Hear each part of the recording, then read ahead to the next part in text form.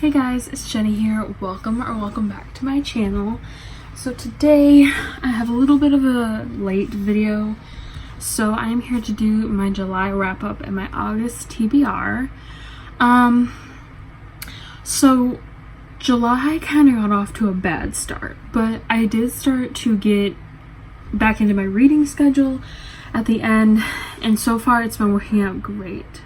So first we're gonna start off with my July wrap up, which is only 4 books long. But so the first book I read was Air of Fire by Sarah J. Maas. This is the 3rd book in the Throne of Glass series, and this was the April pick from my Masathon. This, as some of you may know, took me a very long time, especially since I was supposed to read this in April and I didn't get around to it until June. But in the end, I ended up accepting it for what it was and ended up giving it 5 stars. So yeah, I can't really go into depth about that because it is the third book in a series. But yeah. So the next book I read in July was The Unhoneymooners by Christina Lauren. So this is an adult romance that centers on a girl named Olive and a guy named Ethan Thomas, and they are arch nemesis, but their siblings are getting married. So Olive's twin sister is marrying Ethan's younger brother Dane. So at the wedding, everyone gets food poisoning except for Amy and Dane because they didn't eat from the buffet. They got a separate meal. So they end up going on Amy and Dane's honeymoon. And Olive and Ethan suddenly realize that maybe they don't hate each other as much as they did, or maybe at all. And I believe I gave this 5 out of 5 stars. I thought the romance was super adorable and that all the characters were really awesome. And I liked the family element throughout it. I thought it was really well done. And I just really liked all the characters in it. So the next book I finished in July was The Astonishing Color of After by Emily X.R. Pan. So this centers on a girl named Lay who is grieving after the death of her mother via suicide. So while her mother is committing suicide, she was in the basement of her best friend's house having her first kiss. And she just has to deal with this grief that her mother's depression got the best of her and that she was dealing with a lot of guilt about it. And the story is told in a very lyrical, symbolistic way that I really enjoyed. They have a big thing about colors in this book where like colors represent different emotions, and they talk about colors, they basically personify them, and I really liked that about this book. And I think that this was both a hard-hitting book and a very important book, and I'm so glad that I read it. I gave this 5 out of 5 stars.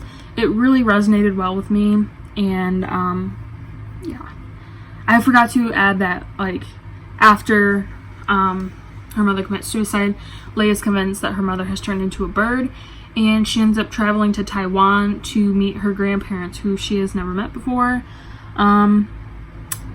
Yeah, so she's just trying to reconcile the death of her mother and grieve in her own way. So the last book I read in July was Queen of Shadows by Sarah J. Maas. This was the May pick for the Masathon and book 4 in the Throne of Glass series. And I love this book. It did not take me long to read this. I'm pretty sure it took just under a week. And excuse me. I really enjoyed this book. I don't know, there's something about this that is like, there's so much happening, there's so much going on, and there's just so much action, and I feel like you get to see what our characters are really capable of in this book. And you get to see how well they look together as a group rather than apart. So that was all I read for July. However, August is going to be a big month. It's going to be huge because, first of all, I have a bunch of books from my July TBR that are going to be coming into my August TBR on my reading schedule. And I'm just going to tell you guys right now, if my reading schedule goes as planned, and that's a big if because, sorry about that, I'm pretty sure my sister's butt dialed me. So, it's a big if, but if I am able to stay on track with my reading schedule, I know that I've been kind of hitting a bump with some fantasies, like Wicked King. I hit a big bump with that, because I wasn't really understanding what was happening, because I didn't really remember the first book, but if I can stay on track, I will end up reading 18 books in August, which is a far cry from what I read in July. So yeah, I guess we better just get into this because there are 11 books here on my August TBR, plus the couple that are on my July TBR. I'm looking at 5 right now, and then there's 2 over there. So yeah, it would have been 19, but I did temporarily DNF The Wicked King until I can reread Cruel Prince. Anyways, we're just gonna get into it. So the first book that I have to get to in August is Kingdom of Ash by Sarah J. Maas.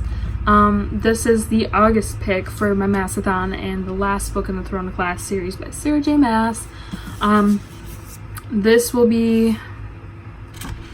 is a reread for me, and honestly, I'm a little bit frightened about it because this book is huge. First of all, 980 pages, and it took me about a week and a half to get through it the first time. And, yeah, it's just, I remember there being so many emotions in this book. I cried a lot, so we will see how this goes. But I am kind of excited to get back into it, and, you know, because I feel like the first time I read it, I was rushing through it because I was just trying to read it so that I could stop getting spoilers online, because everyone was posting about it. So I'm excited to, you know, take my time and annotate it and take in all the details, and we'll just see how it goes. So next we have a TBR veteran that you guys have probably seen on upwards of like 5 TBRs, and I'm finally going to try to give it another chance, and that is Six of Crows by Leigh Bardugo. Yeah. I am going to finally try to get through this because I've been wanting to read King of Scars, even though I heard that it wasn't as great as people were expecting. I just feel like this book is well loved by a lot of people, and I really enjoyed the Grisha trilogy, so like, why can't I get through this? It's driving me nuts, and I want to just be able to conquer it once and for all. And the beginning is very slow for me, and that's what keeps deterring me. And I feel like if I was able to get this on audio, I would probably be able to enjoy it a lot more. So yeah, if you guys don't know, Six of Crows, the only way to sum it up really is that it's about a heist,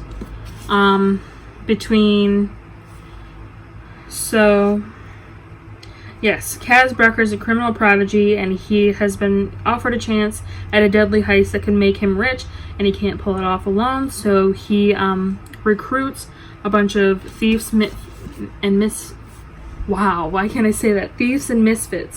to pull off this heist with him in this impenetrable,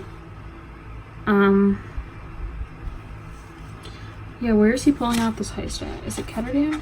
I don't think. Where is it? I can't remember. But yes, Six of Crows on the TBR again. So next we have Finale by Stephanie Garber, which is the 3rd and final installment in the Caraval series, which is basically just about this magical traveling circus that you end up playing in,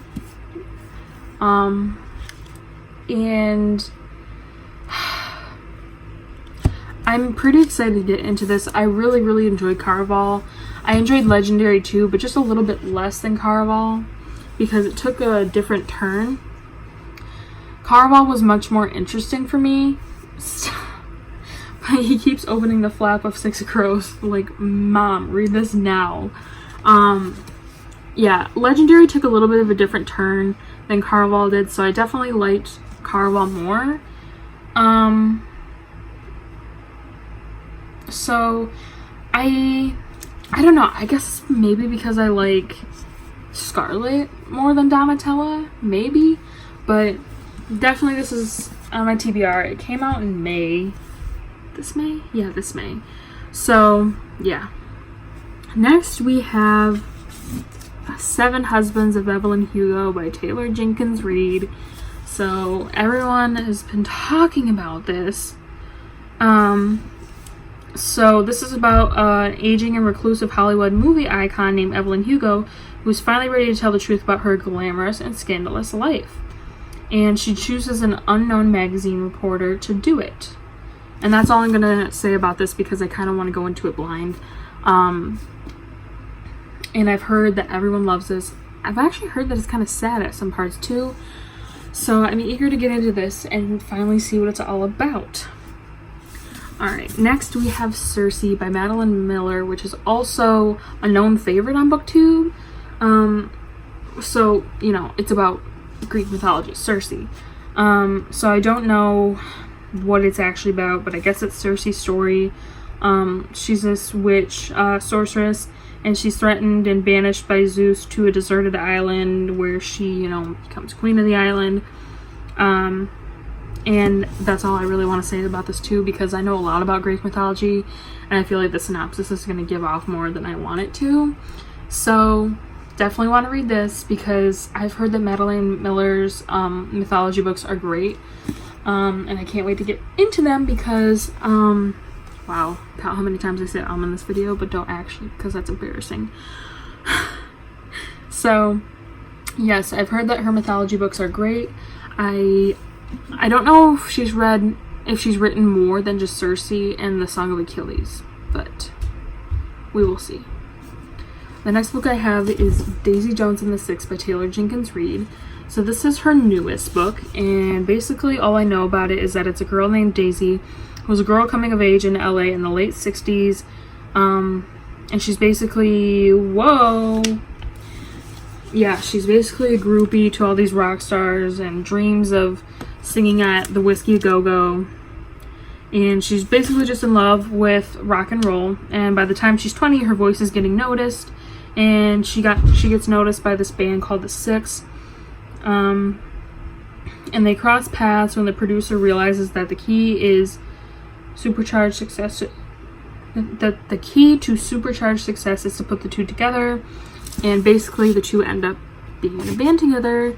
And this is a story about how the band began and ultimately how it broke up. And I've heard that everyone loves this book once again, so I need to get into this. I'm very intrigued to see what this is about. Next, we have a new favorite of Booktube, which is Wilder Girls by Rory Powers. So this has been told to me as a Lord of the Flies retelling, but with girls. So basically, I think these girls are shipped off to this island. Yes, so the Raxter School for Girls was put under quarantine since the tox hit and killed a girl. It started slow. Apparently the teachers were dying one by one. Then it started to infect the students, turning their bodies strange and foreign. So now they're cut off from the rest of the world and left to fend for themselves on this island. And apparently another girl goes missing, so the other girls will do anything to find her, even if it means breaking quarantine and braving the horrors that lie beyond the fence.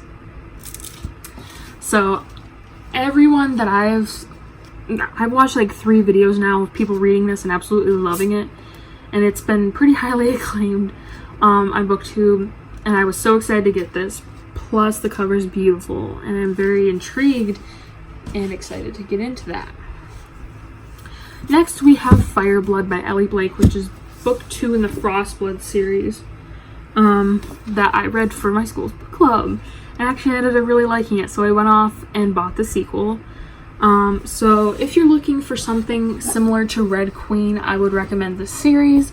It's about a girl named Ruby who is one of the only Firebloods left in her in her continent after the ruling Frostbloods snuffed them out.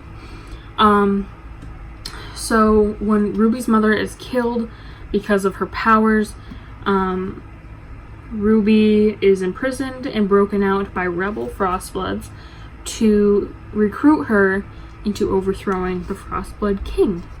And I'm really excited to get into this because I did really enjoy the first book. I can't remember, I think I gave a pretty high rating. It was either like a 4.5 or a 5-star. So definitely excited to get into this. And I think Nightblood should be coming out in paperback soon, which I think is the last book in the series. So yes. Next we have Into the Drowning Deep by Mira Grant. So if you guys don't know, Mira Grant is also Shauna Maguire. I think she has multiple pen names. Let me see, I think it says it in the front. Yes, so by Mira Grant, and so Mira Grant is her real name, but she writes as Shauna Maguire. Alright, so this is basically about, this sounds really interesting to me, okay? I'm just going to read you the whole synopsis since it's not very long. So it says, the ocean is home to many myths, some are deadly. 7 years ago, the Artargus set off on a voyage to the Mariana Trench to film a mockumentary bringing to life ancient sea creatures of legend. It was lost at sea with all hands. Some have called it a hoax, others have called it a tragedy. Now a new crew has been assembled. Some seek to validate their life's work. Some seek the greatest hunt of all. Some seek the truth. But for the ambitious young scientist Victoria Stewart, this is a voyage to uncover the fate of the sister she lost. Whatever the truth may be, it will only be found below the waves. And I think that this is something about like either mermaids or sirens or something. I don't know what it's about really, but it sounds very intriguing and I can't wait to get to this. It sounds so like spooky and suspenseful. So next we have Nightmare Arcanist. I always say it with a T before the I, by Shami Staval, and this is a book that was sent to me for review by the author. I'm just going to read you the whole synopsis. It says, magic sailing, a murderer among heroes. Gravedigger Volk Savan wants nothing more than to be like his hero, the legendary magical swashbuckler Gregory Ruma.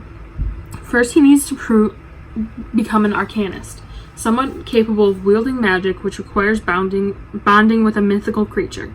And he'll take anything, a Pegasus, a Griffin, a ravenous Hydra, maybe even a Leviathan like Ruma. So when Volk stumbles across a nightmare, a creature made of shadow and terror, he has no reservations. But the nightmare knows a terrible secret. Ruma is a murderer out to spread corrupted magic throughout their island's nation. He's already killed a population of phoenixes, and he intends to kill even more. In order to protect his home, his adopted sister, and the girl he admires from afar, Volk will need to confront his hero, the master arcanist Gregory Ruma. So definitely pretty excited to get to that. It does sound like something I'm interested in. It reminds me of something, and I say this every time, and it's like on the tip of my tongue, but I can't remember it. So the last book on my August TBR is The Song of Achilles by Madeline Miller. So this... Stop tearing up my shoes, Simon, please. Come here, please. So, yes. All I'm going to say is that this is about Achilles and his best friend Patroclus. I'm pretty sure there's LGBTQ plus rep in this. So, that's super cool. And again, I don't really want to say much about this because I kind of want to go into it blind. But it's about Achilles, Patroclus, Peleus, Chiron, Helen of Sparta, you know, that war. So, definitely want to go into this blind. And I'm pretty excited to get into this. Again, you guys know I love Greek mythology. I love learning about it. I know quite a bit about it. You know, Rick Riordan, plus I've read tons of myth books. I took Greek mythology in school. And it's, like, literally my favorite mythology to learn about besides fairy tales. So, yeah, that was my August TBR featuring Simon. So, yeah. That is my list of books. So thank you guys for watching. I hope you enjoyed, and I will see you next time for a new video.